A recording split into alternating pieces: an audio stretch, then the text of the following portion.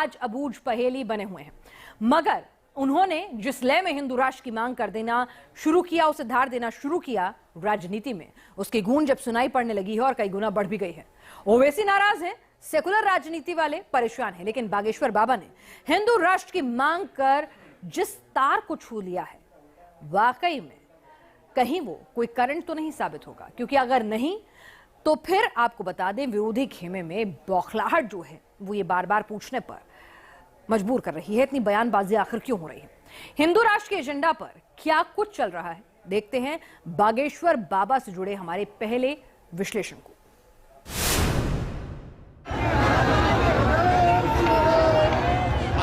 लगाई जाए।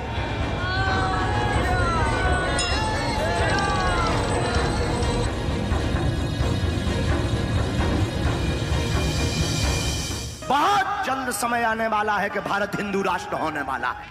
एक बाबा जिन्हें अपनी चमत्कारी शक्तियों को साबित करने का चैलेंज मिला और देश भर में आस्था बनाम अंधविश्वास का तूफान उठा। फिर मैं चमीटा मारो।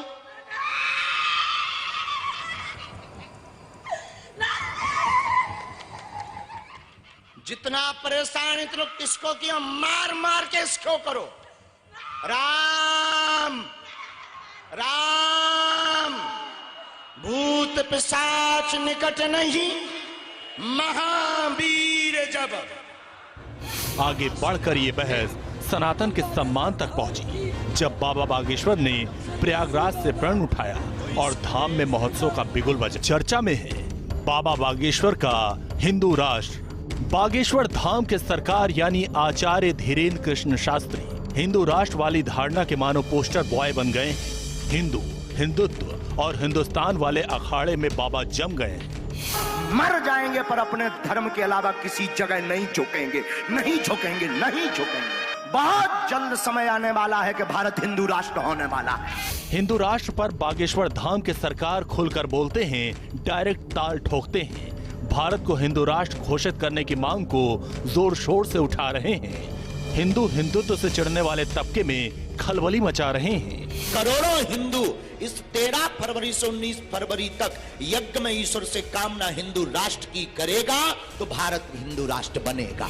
इसकी गूंज न सिर्फ सियासत बल्कि हिंदुत्व में गहरी आस्था रखने वाले तबके में अपनी छाप छोड़ने लगी। कुल मिलाकर 2024 से पहले हिंदू राष्ट्र का मुद्दा मेन स्ट्रीम में आया और छा गया। मेरा कहना है कि हर किसी को अपने पूजा पद्धति का लोकतंत्र में अधिकार है, तो हिंदुओं को अब उनको भी सुरक्षित रखने और रहने का अधिकार है। आध्यात्मिक जीवन उनको आनंद में जीने का अधिकार है, इसलिए सनातन बोर्ड की आवश्यकता है। हिंदू राष्ट्र पर एक एक अल्फाज, हिंदू राष्ट्र की मांग पर एक एक बयान से माहौल ऐसा बन गया। फिलहाल भगवा ध्वज शिरोमणि बने बागेश्वर धाम सरकार को लगता है कि हिंदुस्तान में कुछ बड़ा होने वाला है। बागेश्वर धाम में 7 दिवसीय यज्ञशाला के दूसरे दिन उन्होंने फिर दोहराया कि हिंदू राष्ट्र बनकर ही रहेगा, जो पहले नहीं हुआ वो अब होकर ही रहेगा। ऐसे में सेकुलर राजनीति को चढ़ाई का नया हथियार मिल गया। पहली बार ओवैसी के निशाने पर सीधे सीधे बागेश्वर धाम सरकार आ गए। कैसे आप कह सकते हैं कि इस देश को ऐसा बना देंगे? कैसे बनाएंगे आप? तो आप अंबेडकर के संविधान को जला देंगे क्या?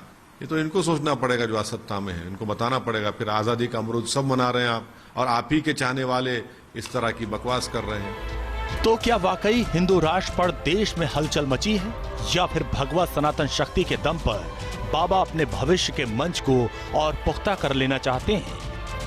कब्रिस्तान या पाकिस्तान, फिर राम मंदिर आया, अब उसके बाद में ये हिंदू राष्ट्र जो है बीजेपी को सही शूट कर रहा है, और इसी के लिए जो है बीजेपी बाकायदा इनको दल बल दे रही है। बीजेपी पूरी सपोर्ट कर रही है, ये बीजेपी के बगैर हो ही नहीं सकता।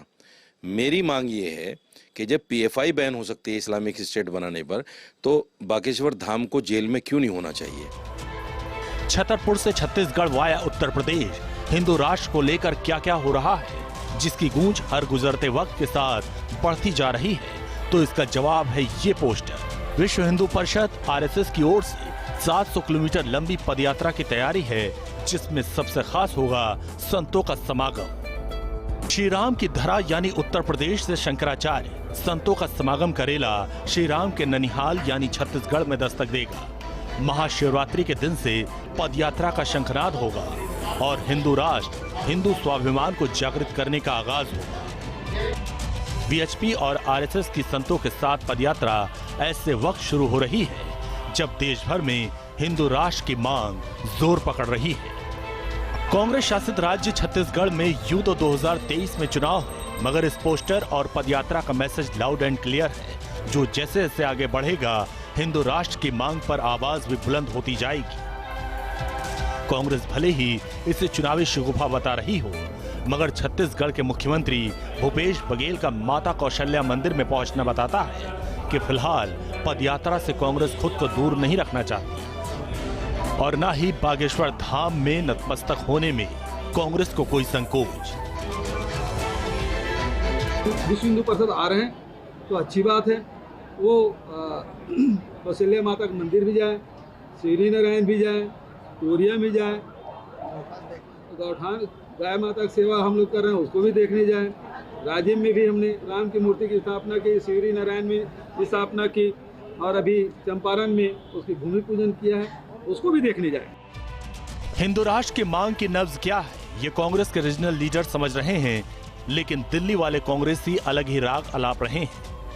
सिर्फ ऐसा नहीं है कि देश के अंदर माइनॉरिटीज ही संविधान की इज्जत करती है, देश की मेजॉरिटी सेकुलर है। ये तो बहुत थोड़े लोग हैं इस देश के अंदर जो हिंदू राष्ट्र की बात करते हैं, लेकिन मीडिया में बयान देने से कोई फर्क नहीं पड़ेगा। प्रधानमंत्री नरेंद्र मोदी जी के पास लोकसभा राज्यसभा के अंदर मेजॉरिटी है, वो जो चाहे कर सकते हैं। खिरत का नाम जुनू रख दिया, जुनू का खिरत, जो चाहे आपका हुस्ने करिश्मा सास करे। सनातन विरोधियों को घेरते घेरते बागेश्वर धाम सरकार हिंदू राष्ट्र पर अड़ गए हैं। भले ही खुद को राजनीति से अलग रखने का दम भरे, मगर उन्होंने जिस मुद्दे को हवा देना शुरू किया उसकी जड़ें राजनीति में बहुत गहरी हैं, जो राजनीति की दिशा बदलने का मादा रखता है। यही वजह है कि बागेश्वर धाम बाबा का खुलकर बोलना ही आस्था की बुनियाद पर ऐसी मांग को स्थापित करता है जो दुनिया के सबसे विराट लोकतंत्र में एक नई बहस बन जाएगी और इसकी धमक बहुत दूर तक सुनाई देगी। Team news nation. हिंदुस्तान को हिंदू राष्ट्र बनाने के लिए बागेश्वर धाम में आस्था का महाकुंभ लगा हुआ है, जिसमें सैकड़ों साधु संत और लाखों भक्तों का जमावड़ा लगा है। और वहीं से धीरेन्द्र कृष्ण शास्त्री हिंदू राष्ट्र का अलग जगा रहे हैं। इस सब के साथ बागेश्वर बाबा के दरबार में हर रोज नए नए चमत्कार भी देखने को मिल रहे हैं। बागेश्वर धाम में फरियाद लेकर पहुंचे भक्तों का बागेश्वर सरकार किस तरह से इलाज कर रहे हैं और संत समागम के चौथे दिन कौन कौन से नए चमत्कार देखने को मिल रहे हैं, देखिए राष्ट्र में विजेते की ये रिपोर्ट।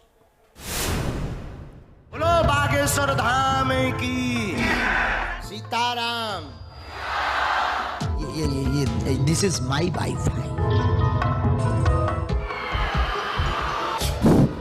अब फिर कह देते हैं हम कोई भगवान नहीं है, हम कोई संत भी नहीं है, साधारण से गुरु के चेला हैं और बागेश्वर बालाजी के हम छोटे से दास हैं भैया।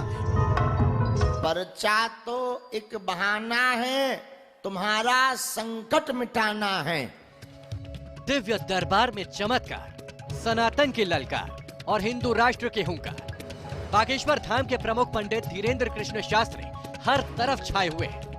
ये लोग कहते थे ये बाबा क्या कर रहा है, उनको बता दें ये तो अभी बागेश्वर धाम के पागलों की झांकी है, पूरी पिक्चर बाकी है और हिंदू राष्ट्र बना करके ही मानेंगे। अदृश्य और अलौकिक शक्ति के प्रतीक बन चुके बाबा बागेश्वर सरकार के दरबार में पहुंचकर कोई लाइलाज बीमारी से मुक्ति चाहता है तो किसी पर भूत प्रेत का साया है, कोई जिंदगी में तरक्की चाहता है तो कोई खुद की जटिल समस्याओं का निवारण। और मध्य प्रदेश के छतरपुर स्थित बागेश्वर धाम में चल रहे संत समागम के चौथे दिन भी पंडित धीरेन्द्र कृष्ण शास्त्री ने कई ऐसे मरीजों का इलाज किया। दोनों हाथों की मुट्ठी प्रेत बाधा के रोगी जिनको नकारात्मक ऊर्जा है वो बांध लो। अदृश्य शक्तियों को वश में करने की शक्ति महाराज धीरेन्द्र कृष्ण शास्त्री को प्राप्त है। यकीन नहीं होता तो देखिए कैसे बागेश्वर सरकार के इशारे पर जिन्न नाचने लगता है।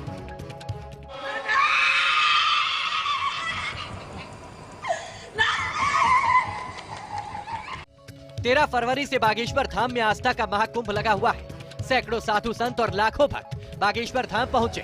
बागेश्वर धाम में संतों का शक्ति प्रदर्शन हो रहा है और इस शक्ति प्रदर्शन के केंद्र बने हुए हैं पंडित धीरेन्द्र कृष्ण शास्त्री।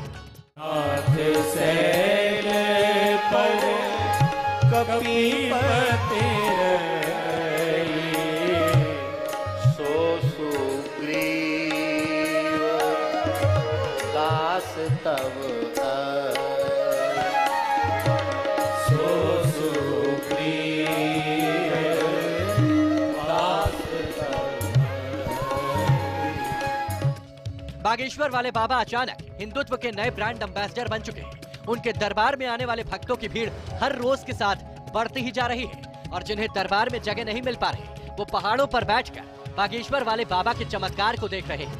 अब इस बुजुर्ग महिला को ही देखिए, ये आते ही बाबा बागेश्वर धाम के चरणों में दंडवत लेट गए और बाबा के जयकारे लगाने लगे।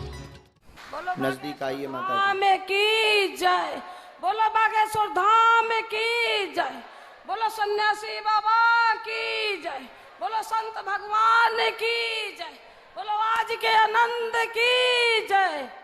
इसके बाद बागेश्वर सरकार ने पर्ची पर लिखकर ये बता दिया कि इस बुजुर्ग महिला के बेटे, बहू और बच्चे की मौत क्यों और कैसे हुई।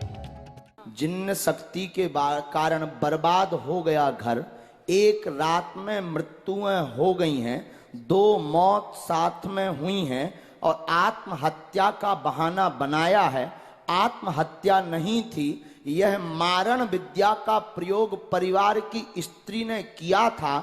एक बालक एक बहू की मृत्यु, शरीर नीला पड़ गया है, उसका रहस्य खुलवाने आप आई हैं। अनेक तांत्रिक व गुनिया के चक्कर में पड़ चुकी, आज तक रहस्य नहीं खुला।